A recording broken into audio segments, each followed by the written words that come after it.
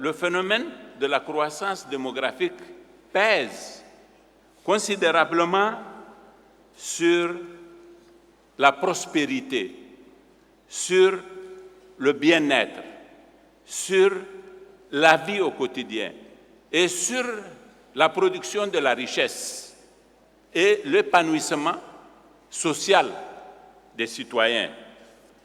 À chaque fois que les chiffres de l'IDH sont publiés, les Nigériens sont meurtris.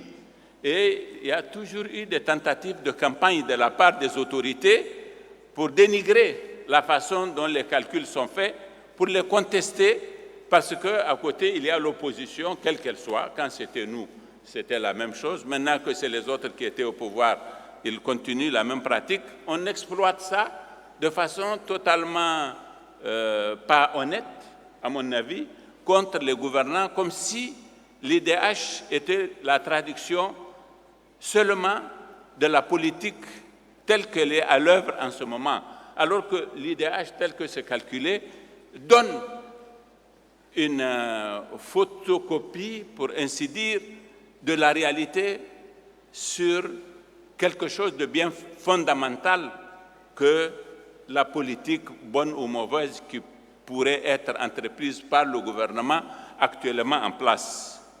Vous savez, je le répète pour que les citoyens le sachent, ce n'est pas pour qu'on cesse de nous dénigrer à partir des chiffres de l'IDH, ce n'est pas possible. On va continuer à nous dénigrer, mais il faut que nous répétions ce que nous avons l'habitude de dire, afin que nous comprenions que si nous sommes meurtris quand on donne ces chiffres-là, si notre amour-propre, patriotique est écorché, et si nous en souffrons, nous ne devons pas en rester là, c'est-à-dire exprimer notre amertume et notre honte, même si vous voulez.